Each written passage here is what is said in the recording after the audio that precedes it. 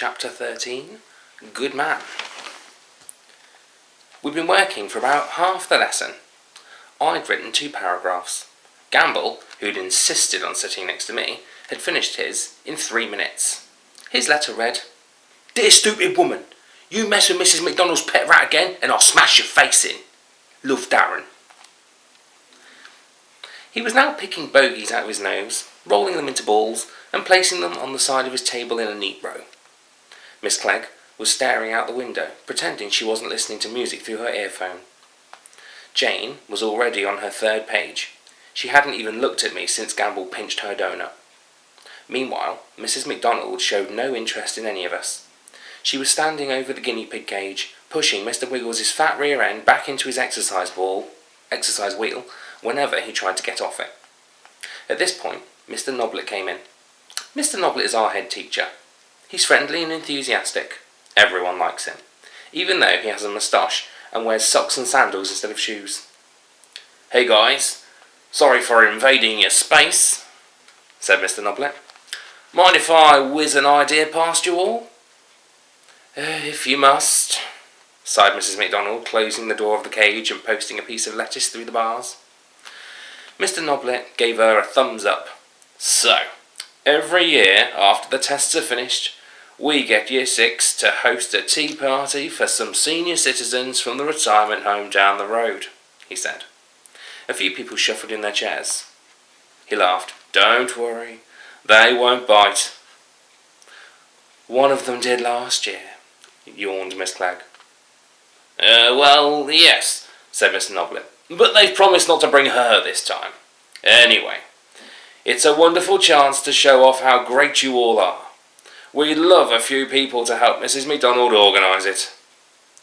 Like I haven't got enough to do on my plate," mumbled Mrs. McDonald. Mr. Noblet clapped his hands together. Come on, guys. Who's going to do something amazing today?" Everyone suddenly became very interested in their shoes. "Anybody?" Very slowly, Jane's hand went up. "Will there be money to spend on snacks?" I thought. I had a sneaky suspicion of what she was up to. Mr. Noblet tilted his head slightly. "And why do you need to know?" "To give to the old people, to give them a really lovely time," she continued quickly. "Ah, yes, a very kind thought," said Mr. Noblet. "Of course the school will provide plates of biscuits for them." Jane thought for a moment, then glanced very quickly at me. "I think I'd like to do it," she said. And there was a funny look on her face, like a person who just remembered where they'd left an entire bag of Monster Munch. Rosie Taylor screwed up her face and shoved her hand up as well. I don't think she really wanted to do it, but she doesn't like it when other people are in charge of things. Then, next to me, Gamble's hand went up too. Just the 2 of you," said Mrs. McDonald, scanning the room. "3, miss, 3, I'll do it," said Gamble, bouncing around. Mrs. McDonald spoke over him. "Only 2 girls? What about a boy?"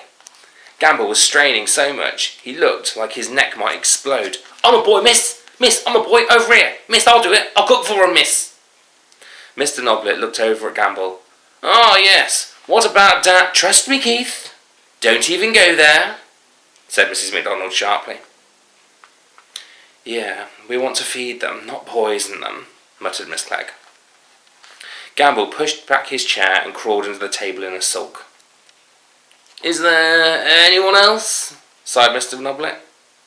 "Roman will do it," said Jane. What?" I said. Normally I tried not to get involved in, well, anything really. Mr. Noblet squinted. Which one's Roman?" "Unbelievable. I know I'm pretty good at keeping my head down at school, but come on, I've been coming here for 7 years. I raised my hand. Mr. Noblet nodded as though suddenly remembering who I was. "Ah, yes, great to have you on board, if you're keen." I was about to say not really, when Jane piped up. "He told me he'd love to." "Did I?" I said. Why was she involving me in this? "Yes, remember," she said, winking. Then she dropped her voice to a whisper. "There'll be snacks, and we can spend more time together." I tried to smile, my face burning as everyone in class stared at me. That sounds good? I really wasn't sure if this was actually good or not. Plus, you owe me one, she said. Okay, this definitely was not good.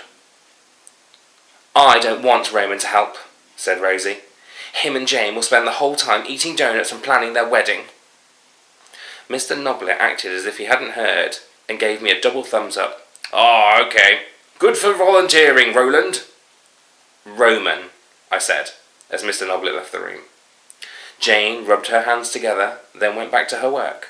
The room was quiet again, apart from the sound of Mr. Wiggles eating his lettuce and Gamble gnawing at the table leg.